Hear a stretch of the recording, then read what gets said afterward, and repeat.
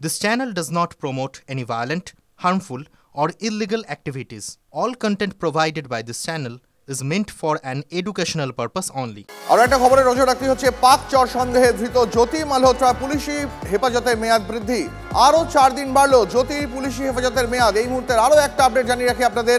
এই মুহূর্তে আদালতের নির্দেশ অনুসারে পাক যে চর জ্যোতি মালহোত্রা তার পুলিশি হেফাজতের মেয়াদ আরও বাড়লো, আরও 4 দিন বাড়লো।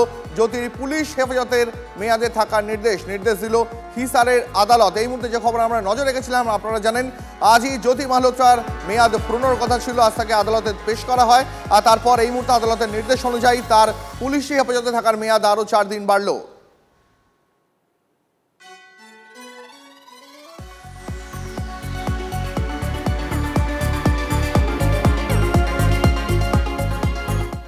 আপনাদের মনে করি দিই আরও একবার, এই বাংলায় যেন জঙ্গিরা শেল্টার নিতে না পারে, গতকালই এ বিষয়ে সতর্ক করেছেন রাজ্যের মুখ্যমন্ত্রী মমতা বন্দ্যোপাধ্যায়। আমি শুনছি অনেক বাইরের লোক, কেউ আসাম থেকে, কেউ ইধার থেকে, কেউ উধার থেকে, বিভিন্ন লোক বিভিন্ন এলাকায় ঢুকে এমনকি আমাদের সমর্থকের কাছেও তার নাম্বার, তার প্যান কার্ড নাম্বার, তার আধার কার্ড নাম্বার, তার ফোন নাম্বার, সে কি করে তার ডিটেলস নিয়ে চলে যাচ্ছে অফিসারদেরও। আমি পুলিশকে বলবো বি অ্যালার্ট, বাইরে থেকে কোনো জঙ্গি যেন কোথাও গিয়ে শেল্টার নিতে না পারে। মুখ্যমন্ত্রী বিলম্বিত বোধোদয় হয়েছে মমতা বন্দ্যোপাধ্যায়কে কটাক্ষ রাজ্য বিজেপি সভাপতি সুকান্ত মজুমদারের। দেশের স্বার্থের সঙ্গে বেইমানি মানব না, হুঁশিয়ারি কেন্দ্রীয় মন্ত্রীর। আমরা তো বরাবর বলে এসেছি মুখ্যমন্ত্রীর এখন বিলম্বিত বোধোদয় হয়েছে। তার কারণ হচ্ছে মুখ্যমন্ত্রী জানেন যে দেশের পরিস্থিতি যদি এইভাবে পরিবর্তিত হয় তখন কেন্দ্র সরকার একটা কড়া সিদ্ধান্ত নিতে বাধ্য হবে। দেশের স্বার্থের সাথে বেইমানি করা বা দেশের স্বার্থের সাথে কম্প্রোমাইজ করা আমরা কোনো মেনে নেব না।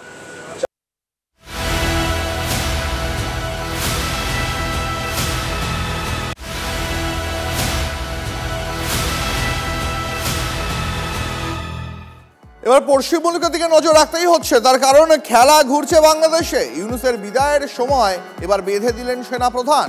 ইউনূস সরকারকে চরম বার্তা সেদেশের সেনাপ্রধান জেনারেল ওয়াকারুজ্জামানের। কি বললেন তিনি, কেন হুঁশিয়ারি দিলেন, জানবো। আমাদের সহকর্মী প্রসেনজিৎ আমাদের সঙ্গে রয়েছেন সরাসরি। প্রসেনজিৎ,